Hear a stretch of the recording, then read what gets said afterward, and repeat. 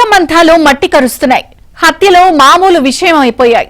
స్వేచ్ఛ కోసం, ఇష్టానుసార ప్రవర్తన కోసం తప్పు చేసే తత్వంతో ఎంతటి అఘాయిత్యానికైనా ఒడిగడుతున్నారు. అలాంటి నేర వార్తలను చూస్తే మామూలు జనంలో వణుకు పుడుతుంది.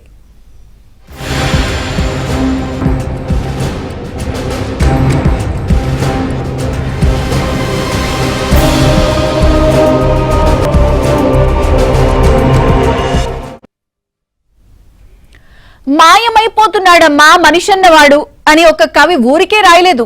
మానవత్వం మంటగలవడం, మానవ సంబంధాలు అతి నీచ స్థాయికి దిగజారిపోవడం మన కళ్ళెదుటే కనిపిస్తోంది. తల్లి, చెల్లి, భర్త, భార్య, స్నేహితులు ఇలా ఎలాంటి సంబంధాలనైనా తెంచుకుంటున్నారు. రక్త సంబంధానికి విలువే లేకుండా పోతోంది. ధనం, సౌఖ్యం మాత్రమే ముఖ్యమని మిగతా సంబంధాలన్నిటినీ బేఖాతరు చేయాల్సిందేనని నిర్ణయించుకుంటున్నారు.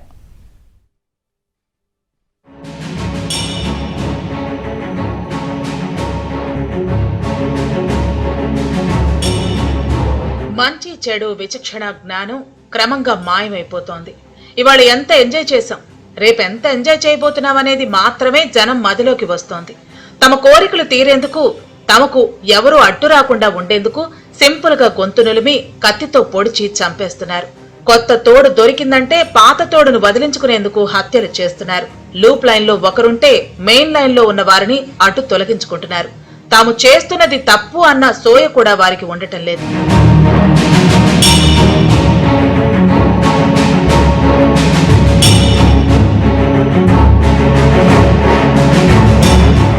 నెల్లూరు జిల్లా రావూరులో జరిగిన ఒక క్రైమ్ మనిషిలోని నేర ప్రవృత్తిని బయటకు తీసింది. స్థానిక అరుంధతీయవాడలో ప్రియుడితో కలిసి ఒక మహిళ తన భర్తను అత్యంత కిరాతకంగా హత్య చేసింది. ధనమ్మ అనే మహిళకు 3 ఏళ్ల క్రితం సీనయ్య అనే వ్యక్తితో పెళ్లైంది. వారికి 2 ఏళ్ల పాప కూడా ఉంది. ధనమ్మ పెళ్లికి ముందే పంగలి గ్రామానికి చెందిన వెంకట్రమణ అలియాస్ కళ్యాణ్ను ప్రేమించింది. ప్రియుడితో అక్రమ సంబంధాన్ని కొనసాగించిన ధనమ్మ ఎలాగైనా భర్తను అడ్డు తొలగించుకోవాలని నిర్ణయించుకుంది. భర్త సీనయ్య రాత్రి బాగా తాగి వచ్చినప్పుడు ప్రియుడు కళ్యాణ్కు సమాచారం అందించింది. వాళ్ళిద్దరూ సీనయ్య కాళ్లు, చేతులు, మెడకు మోటార్ బైక్ క్లచ్ వైర్ బిగించి హత్య చేశారు. అనంతరం కళ్యాణ్ అక్కడి నుంచి వెళ్లిపోయాడు. తన భర్త మద్యం మైకల్లో గోడకు గుద్దుకుని చనిపోయాడని ధనమ్మ కథ అల్లింది. అనుమానం వచ్చిన బంధువులు గట్టిగా నిలదీయడంతో తానే భర్తను ప్రియుడితో కలిసి హతమార్చినట్లు అంగీకరించింది. ఇది వివాహేతర సంబంధం మోజులో జరిగిన ఒక అమాయకుడి హత్య.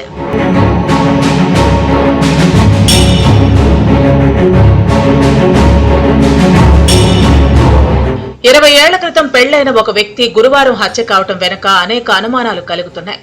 ఎవరో సుపారీ ఇచ్చి హత్య చేయించారని అనుమానిస్తున్నారు. ఒక సాధారణ ఉద్యోగిని ప్లాన్ చేసి చంపాల్సిన అవసరం ఏం వచ్చిందన్న ప్రశ్నలు వినిపిస్తున్నాయి. పాత కక్షలేమైనా ఉన్నాయా? వివాహేతర సంబంధమే కారణమా అని జనం ప్రశ్నించుకుంటున్నారు. యాదాద్రి భువనగిరి జిల్లా మోటకొండూరు మండలం కాటేపల్లి గ్రామ సమీపంలో ఈ హత్య జరిగింది. మోత్కూరు మండల కేంద్రంలోని సోనాలికా ట్రాక్టర్ షోరూమ్ లో మేనేజర్ గా పనిచేసిన వస్తువుల స్వామి బైక్ పై ప్రయాణిస్తుండగా వెనక నుంచి ఢీకొట్టి పారిపోయారు. ద్విచక్ర వాహనంపై భువనగిరి వెళుతున్న ఆయన్ను వెనక నుంచి ఢీకొట్టారు. 20 ఏళ్ల క్రితం వివాహమైన ఆయనకు 3 పిల్లలున్నారు.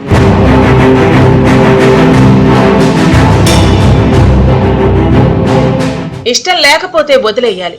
ఇప్పుడు మాత్రం మహిళలు శాశ్వతంగా వదిలించుకునే పనిలో ఉన్నారు. నాకు వద్దు, సమాజానికి వద్దనే లెక్కలో క్రైమ్స్ కు దిగుతున్నారు. భర్తను చంపేందుకు ఒక మహిళ కూల్ డ్రింక్ లో గడ్డి మందు కలిపి ఇచ్చేసింది. పని పూర్తయింది, కానీ అడ్డంగా బుక్ అయింది. వర్ధనపేట మున్సిపాలిటీ పరిధిలోని కుంటతండాకు చెందిన జటోత్ బాలాజీ తన భార్య కాంతికి చికెన్ సిద్ధం చేయమని చెప్పారు. తాను మద్యం సేవించి తిరిగొచ్చాడు. అప్పుడే శీతల పానీయంలో భర్తకు గడ్డి మందు కలిపి ఇచ్చిన కాంతి తనకేమీ తెలియనట్లు బయటకు వెళ్లిపోయింది. తన బావ ఇంటికి వెళ్లి అక్కడ వారితో కలిసిపోయింది. గొంతు మండుతుందని బాలాజీ అరుస్తుండగా ఇరుగు పొరుగు వారు తొలుత ఎంజీఎంకు, తర్వాత ప్రైవేట్ ఆసుపత్రికి తరలించారు. చికిత్స పొందుతూ బాలాజీ మృతి చెందటంతో అనుమానం వచ్చిన జనం కాంతిని నిలదీగా హత్య చేసినట్లు ఒప్పుకుంది. బావ వాక్కుడి ప్రోత్సాహంతో ఆమె ఈ అఘాయిత్యానికి ఒడిగట్టినట్లు గుర్తించి ఆ ఇద్దరిని పోలీసులు అరెస్టు చేశారు. నేను రాత్రి సీసా తెచ్చి దాసిందట. కొడుకు మందు ఇచ్చిండు తాగు అని. ఏమి ఇచ్చిండు? బరెండి ఇచ్చిండు. మనవడు బరెండి ఇచ్చిండు. ఇద్దరు తాగుతారని ఇచ్చిండు. ఇవ్వగానే ఇది పోయి కంసపలా మందు కలుపుకొచ్చి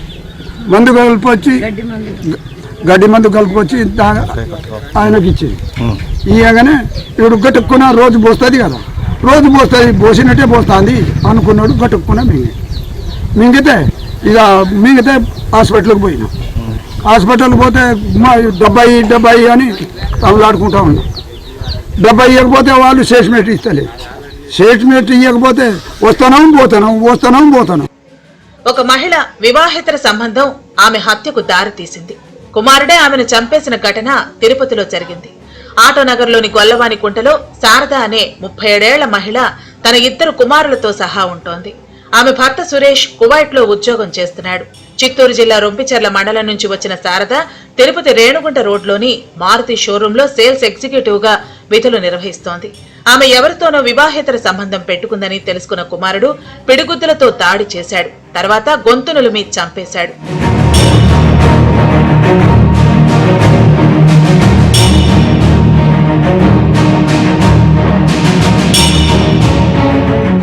విలాసాలకు పోవటం, తప్పుడు మార్గంలో నడవటం, అందుకోసం అప్పులు చేయటం, చివరకు నేరాలకు పాల్పడటం కొందరికి అలవాటైపోయింది.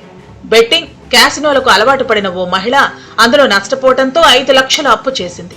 ఈ అప్పులు తీర్చేందుకు తన సొంత అన్న ఇంట్లో మరో 2 యువకుల సహాయంతో 12 తులాల బంగారాన్ని అపహరించి పోలీసులకు చిక్కింది. కర్మన్ ఘాట్ వాసి ఆమెనికి 8 ఏళ్ల క్రితం పెళ్లి కాగా ఇప్పుడు ఆమె విడిగా ఉంటోంది. బెట్టింగ్, మొబైల్ క్యాసినో గేమ్ కు ఆమె అలవాటు పడింది. తన అన్న శ్రీకాంత్ ఇంట్లో విలువైన వస్తువులు ఉన్నాయని తెలుసుకుని దొంగిలించాలని నిర్ణయించింది. జగద్గిరిగుట్టలో ఉండే అన్నయ్య కర్మన్ ఘాట్ లోని తండ్రి ఇంటికి వచ్చినప్పుడు ఆమెని కూడా అక్కడే ఉంది. అప్పుడే దొంగతనానికి ప్లాన్ చేసి తనకు స్నేహితులైన కార్తీక్, అఖిల్ ను పిలిపించుకుంది. తన అన్న పర్సులోంచి వారి ఇంటి తాళం తీసుకుని బయట షూ ర్యాక్ లో పెట్టేసింది.